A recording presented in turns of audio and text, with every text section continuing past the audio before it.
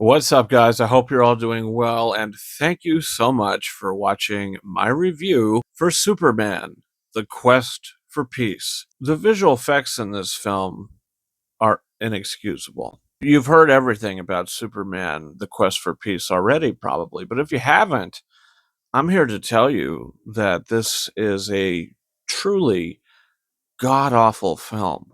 I was sitting there in shock for about the first 20 minutes of the movie. I was like, wow, this is really trashy. It's the way it's put together, the editing, and the terrible visuals. Some of the practical effects are fine, but the visual effects, all the special effects in the movie are abysmal. And when you see people reacting to the visual effects, it's abysmal, and it's funny. So once you get used to it, it took me about 20 to 30 minutes to get used to it and like what I was watching. But the movie didn't really warm up to me until you meet Nuclear Man. That's right. The plot of the film is Lex Luthor has returned to take down Superman once and for all, to create a being as powerful as him to destroy him, and he's created Nuclear Man. How does he create Nuclear Man? Well, he puts a shred of Superman's hair, which is a gigantically long hair, which it doesn't make sense because he doesn't even have long hair. So I don't know. One of the ridiculous things in the film. You get past it.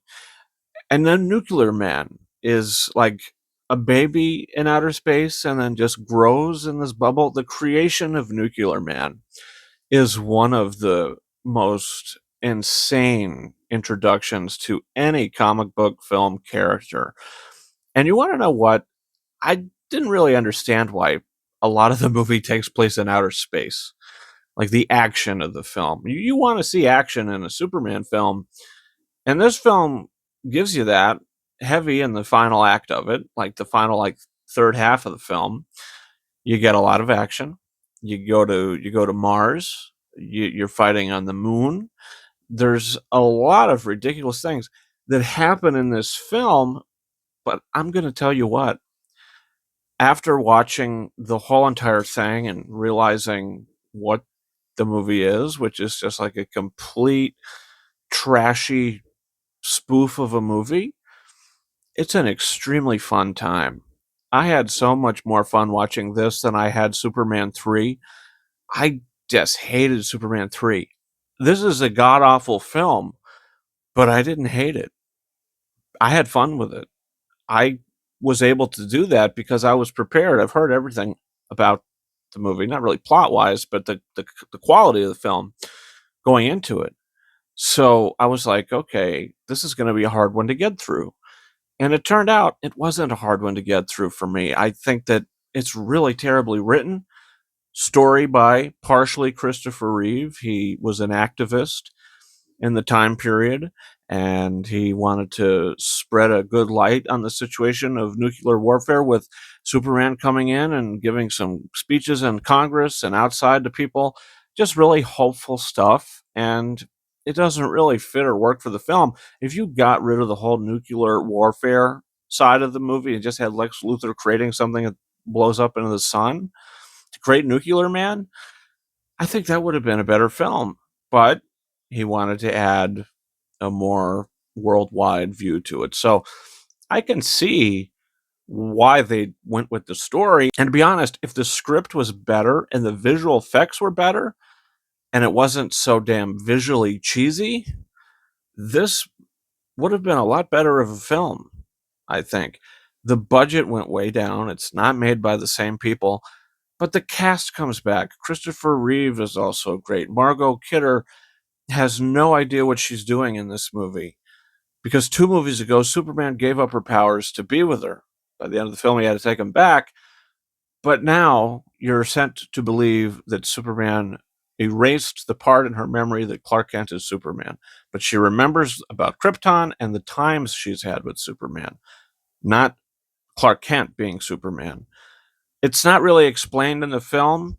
That's kind of how I've understood it. But the whole, tycoon of the company, the owner of the company, and his daughter come in, and they're extremely irrelevant as well. didn't need to be in the film. It's only like 90-some minutes long, but it could have been 80-some minutes long. Those are two characters that didn't need to be in the movie. You didn't need to see the owner of the Daily Planet, any of that stuff making the Daily Planet relevant, which is really not in this film. Nitro Man comes in, or the guy, what is it, Nuclear Man, he comes in at the end and goes into the Daily Planet for some reason and takes the daughter of the owner. I don't know, just takes her up and does things. Superman moves space. He moves the planet, a moon, I don't know if it's the moon or whatever planet he moved, to create a total eclipse to wipe out Nuclear Man. He's like a vampire. He can't activate in the darkness. He can only activate in the light. A lot of weird, bizarre stuff. He's doing an aerobics class at one point. They redo the whole Superman and Lois Lane flying through the sky. They basically do the scene again. And I'm thinking, why are they doing this again? To make us believe that she's in the same mindset that she was then? She knows Clark Kent? I don't know. It was a little repetitive. But when the movie is just going for it, and it totally does, it goes for it. The director was probably like, look, we don't have a big budget. We are just going to go balls to the wall with this one. And they did. And it's a goofy, fun time with some bad dialogue, some bad acting at times. Gene Hackman's great. Christopher Reeve is great, but I think, God bless his soul, he's got his worst line delivery in this film. No, stop! The people! The people! I would prefer to watch this over Superman 3 any day, and I'll give it the same score I gave Superman 3, with 1.5 out of 5 stars. That's Superman 4, The Quest for Peace. I'm looking forward to Superman Returns. Comment down below what's your thoughts on this crazy, crazy film with some crazy, crazy dialogue. There are so many crazy, silly, laughable lines in this movie. No, Daddy, we're journalists. Don't forget to hit that subscribe button. We are right around the corner from Superman, directed by James Gunn, and I'll be reviewing that for sure Thursday night. Very excited for that. Also, guys, you can follow me on Twitter and/or X at RyanKing72 and on Instagram at KingArises131. More on all that in the description. And until next time.